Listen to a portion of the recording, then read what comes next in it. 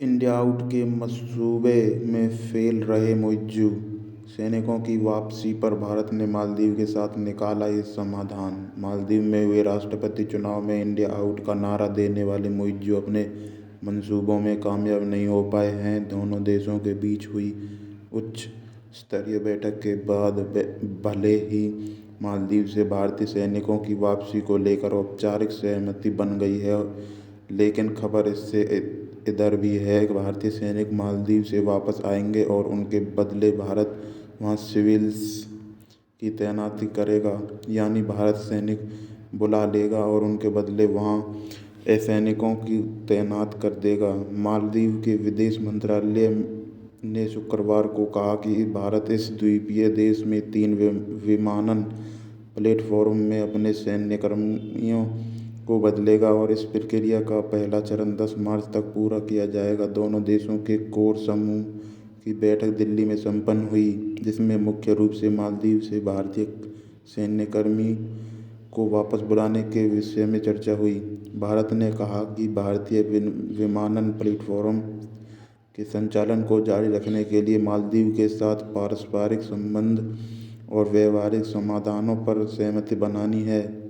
यह सहमति ऐसे समय में बनी है जब पिछले महीने मालदीव में राष्ट्रपति मोहम्मद मुइज़्ज़ू ने भारत से अपने सैनिकों को 15 मार्च तक वापस बुलाने के लिए कहा था।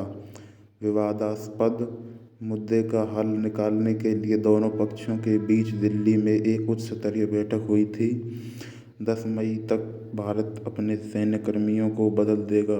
मालदीव के विदेश मंत्रालय ने कहा कि भारत 10 मई तक अपने मालदीव में 3 विमानन प्लेटफॉर्म्स का संचालन करने वाले अपने सैन्यकर्मियों को बदल देगा और प्रक्रिया का पहला चरण 10 मार्च तक पूरा हो जाएगा। एक बयान में कहा गया है कि दोनों पक्ष इस बात पर सहमत होंगे कि भारत सरकार 10 मार्च तक 3 विमानन प्लेटफॉर्म्स में से एक सैन्यकर्मियों को बदल देगी और बाकी बचे 2 प्लेटफॉर्म्स से सैनिकों को 10 मई 2024 तक हटा लिया जाएगा। चीन समर्थक नेता के रूप में देखे जाने वाले मुइज़्ज़ू ने पिछले महीने भारत से 15 मार्च तक अपने देश में अपने सैन्यकर्मी को वापस हटाने के लिए कहा था।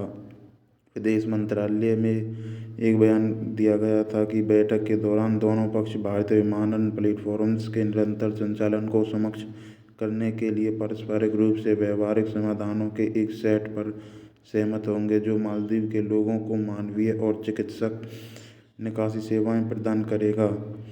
सिविलियंस तैनात करेगा। भारत विदेश मंत्रालय ने कहा कि इस बात पर सहमति हुई कि उच्च स्तरीय कोर ग्रुप की अगली बैठक दोनों की सुविधा के मुताबिक तय की गई तारीख पर माले में होगी। वर्तमान में लगभग यह 80 भारतीय सैन्यकर्मी मुख्य रूप से 2 हेलीकॉप्टर और 1 विमान संचालित करने के लिए मालदीव में हैं, जो बड़ी संख्या में मानवीय सहायता और चिकित्सा सेवाएं प्रदान करते हैं। यह बात सामने आई है कि सैन्यकर्मी भारतीय के बदले उन असैनिकों को तैनात किया जाएगा जो तीनों प्लेटफॉर्म्स का संचालन करने के दक्ष में हैं। पिछले साल नवंबर में मुइज़्ज़ू ने सत्ता में आने के बाद से दोनों देशों के बीच संबंधों में कुछ तनाव आ गया है। मुइज़्ज़ू ने किया था चुनावी वादा। 45 वर्षीय मुइज़्ज़ू नेता ने पिछले साल सितंबर में राष्ट्रपति पद के चुनाव में भारत के मौजूदा उम्मीदवार इब्राहिम मोहम्मद सोलिह को हराया था। मालदीव हिंद सागर क्षेत्र में भारत के प्रमुख समुद्री पड़ोसियों में से एक है।